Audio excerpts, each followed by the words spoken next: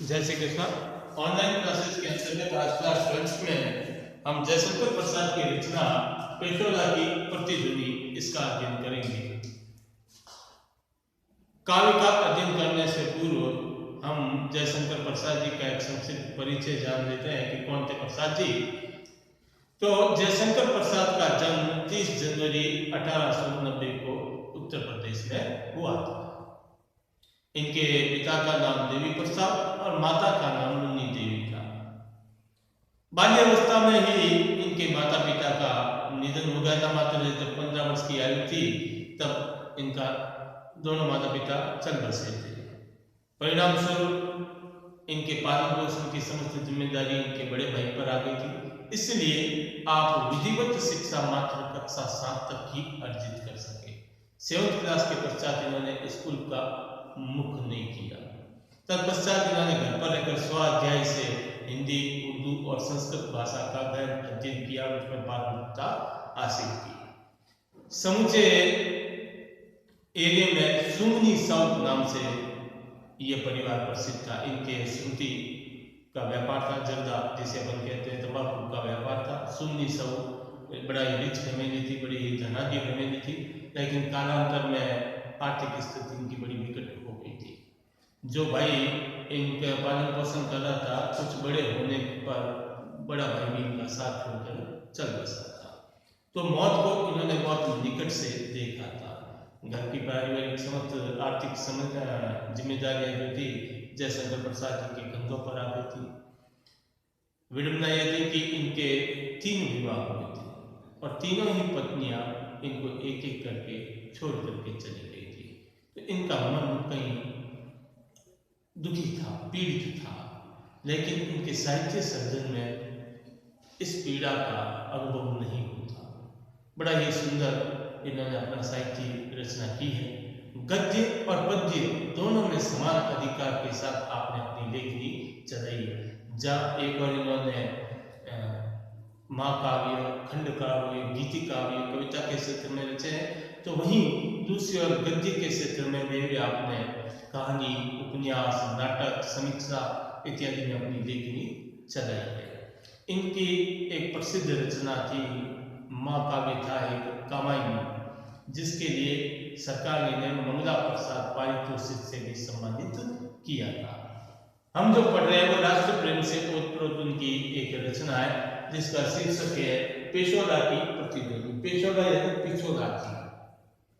कवि उदयपुर में पिछोला झील के किनारे बैठा है। संध्या का समय है।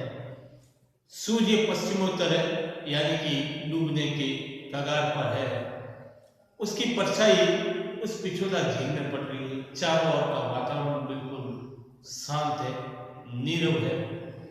उस शांत वातावरण में एक तरफ सूर्य का मंथर गति से लालिमा युक्त प्रकाश पड़ रहा है, दूसरी ओर किनारे पर खड़े वृक्षों की छाया और किनारे पर स्थित दुर्ग की छाया उस जल राशि में दिखाई दे रही है। उन दृश्यों को देख करके कवि के मन में जो भाव उत्पन्न हुए, एक तरफ मैंने बताया कि सूर्य थका हारा है अंतिम चरणों की ओर, दूसरी ओर किले की छाया जो है वो उस पिछोला झील में पड़ रही है। वातावरण में नीरसता है, किसी प्रकार की कोई आवाज नहीं, पक्षी अपने अपने घरों को लौट चुके हैं और उस किनारे बैठा कवि उस दृश्य को देखकर मन में क्या सोचता है, तो देखिए लिखता है कि अरुण करुण बिंब। अरुण करुण बिंब, अरुण कहते हैं लाल, करुण यानी दया से युक्त, बिंब यानी सूर्य का उदय। अरुण करुण बिंब, वह निर्धूम भस्म रहित ज्वलन पिंड, वह निर्धूम, निर्धूम यानी बिना धुएं के, धुआं नहीं है, जल तो रहा है लेकिन धुआं नहीं है। वह निर्धूम भस्म रहित, जलने पर क्या होती है, भस्म होती है, राख होती है, लेकिन उसका जलना कैसा है, न तो राख है न धुआं है, ज्वलन पिंड है, ठोस पिंड है। ठीक है, एक ऐसा पिंड जो करुण है, अरुण है, जो निर्धूम है और जो भस्म रहित है। ये सारी सूर्य की, डूबते सूर्य की विशेषताओं को इंगित किया है। विकल वर्तना से विरल परिवर्तनों ने श्रमित नमित सा पश्चिम के व्योम में है आज निर्वलन सा। विकल्प वितरणा में, विकल्प यानी पिछले, वितरणा यानी चक्कर, पिछले जो चक्कर है, या यूं कह दीजिए सांसारिक जो चक्कर है, उन चक्करों से थका हारा, उन चक्करों से दुखी और टूटा हुआ सूर्य। परिवर्तन नवीन विचार, विकल्प विरूपणा से विरल परिवर्तन से, श्रमित यानी थका हुआ। संसार में होने वाले कुचक्करों, होने वाले नवीन परिवर्तनों, रोज की नई नई चीजें आना, परिस्थितियों में बदलाव आना, इन सब से थका हुआ सूर्य है। पश्चिम के व्योम में, व्योम कहते हैं आकाश को, पश्चिम दिशा की आकाश में है आज निर्वलन सा। निर्वलन कहते हैं कि बिल्कुल किसी प्रकार की प्रतिक्रिया ना करता हो। आहुतियां विश्व की अजस्र लुटा रहा है, अपने सैकड़ों हाथों से आज भी थका हारा भी आहुतियां अजस्र बिना समाप्त होने वाली ऊर्जा को लोगों में दे रहा है।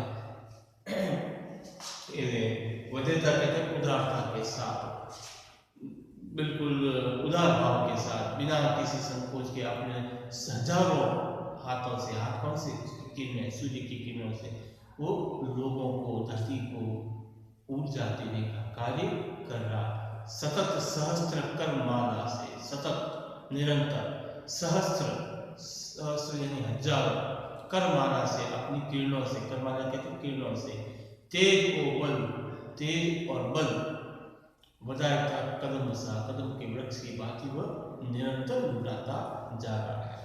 तो ये तो बताइए सूर्य की अवस्था।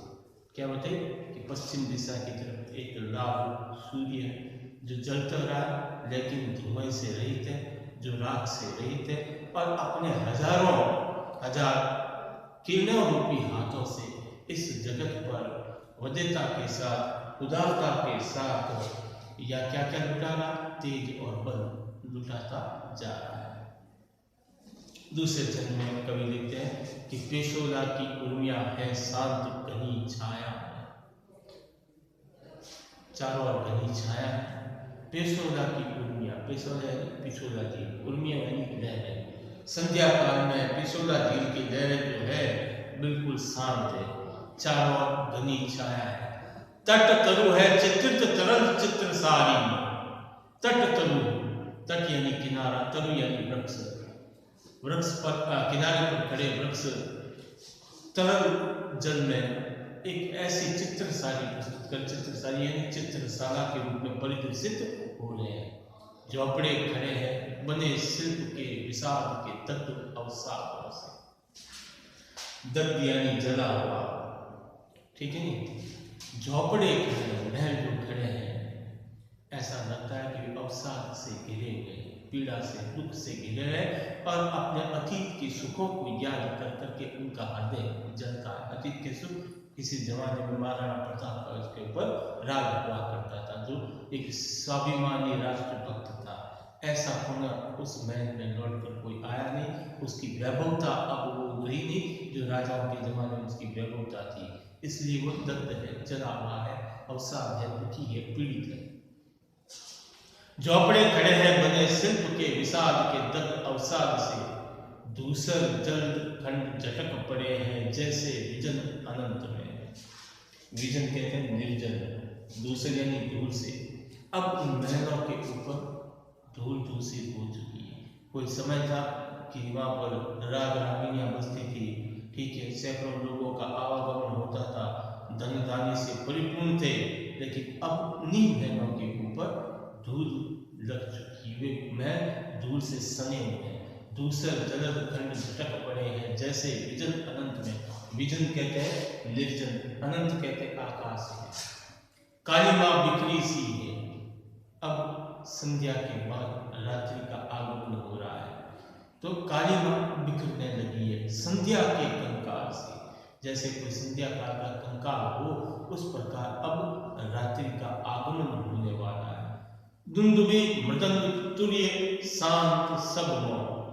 मैंने बताया कि जब महलों में राजाओं का राज था तो अनेक प्रकार के वाद्य यंत्र, राग रागिनियां लेकिन अब क्या है, दुमदुबी, दुमदुबी कहते हैं नगाड़े को, ठीक है नहीं, मृदंग कहते हैं ढोलक को, तुरुई एक प्रकार का वाद्य यंत्र होता है, ऐसे वाद्य यंत्र जैसे फूंक करके बजाया जाता है, नानी हुआ होता है जिसे फूंक करके बजाया जाता है। ये सब वाद्य यंत्र क्या है, शांत, सब मौन है। अब किसी प्रकार की कोई प्रतिध्वनियां वहां पर नहीं होती, किसी प्रकार की राग रागिनियां वहां नहीं गाई जाती। अब नीरसता व्याप्त है, निर्जनता व्याप्त है। फिर भी पुकार सी है गूंज रही व्योम में, फिर भी शायद आकाश से एक आवाज आ रही है, कौन लेगा भाई है। आकाश से ये आवाज गूंज रही है, कभी कह रहा है कुछ आवाज मैं सुन पा रहा हूँ, फिर भी पुकार सी है, फिर भी ये पुकार हो रही है, गूंज रही व्योम में, आकाश में ये गूंज रही है। क्या गूंज रही है, कौन लेगा भार ये इन महलों का भार कौन लेगा। महलों का भार लेने का तात्पर्य है कि अब कौन ऐसा होगा जो आगे बढ़ करके इन दायित्वों को ग्रहण करेगा। कौन विचलेगा नहीं ठोकर लोहे से, परख कर वज्र से। कौन विचलेगा नहीं, कौन विचलित नहीं होगा ठोक कर लोहे से, लोहों से पिटने के बाद, परख कर वज्र से, कठोरता से परखने के बाद। प्रलयों का खंड के निकस पर कसकर, प्रलयों का कहते हैं प्रलयकारी, निकस कहते हैं जिस पर कसौटी पर कसा जाता है। और फिर कौन बिचलेगा नहीं ठोक कर लोहे से, परख कर वज्र से, प्रलयों का खंड के निकल पर कसकर, चूर्ण अस्थि पुंज सा होगा। चूर्ण यानी समाप्त हो जाए, अस्थि पुंज हार्ड मार्क्स का हो जाएगा। 28 कौन, 28 ऐसी कठोर परीक्षा देने के बाद भी किसमें ये सामर्थ्यता है कि वो 28 करेगा, हंसेगा, मुक्त हंसी हंसेगा। महाराणा प्रताप जो थे ये इन सब कसौटियों पर खड़े उतरे थे, इन विघ्नताओं को पार करते हुए भी हंसते हुए समस्त दायित्व अपने कंधों के ऊपर ले लिया था। साधना 50 की बिखे चूर चूर होगी, साधना 50 कहते हैं राक्षसों को कि बिखे चूर चूर होके। अब राक्षस कौन है, राक्षस जो हम पर राज कर रहे थे, अंग्रेजी सत्ता, इन राक्षसों के साधना 50 को कौन हटाएगा। धूलि से उड़ेगी किस दत्त फुंकार से, किसमें वह ताकत होगी जिसके दत्त फुंकार से शत्रु सेना चौंक उठेगी। फुंकार कहते हैं, फुटकार कहते हैं फुंकार मारना, गर्जन करना, किसके गर्जन से ये लोग भयभीत होंगे। नर पिशाच जो है डरेंगे, घबराएंगे। ऐसा कौन होगा जो आएगा और कहे कि ये दायित्व मैं सहन करता हूँ या ग्रहण करता हूँ, मैं इन समस्त कसौटियों पर खरा उतरूंगा और जिसकी पुकार मात्र से ही शत्रुओं में भयंकर भय व्याप्त होता हो, ऐसा कौन होगा। ये आवाज बार बार कवि कह रहा है कि आकाश से आ रही है। तो आज की कक्षा में इतने करेंगे, इसके विशेष संजय तो कल की क्लास में करेंगे। तब तक के लिए जय श्री कृष्ण।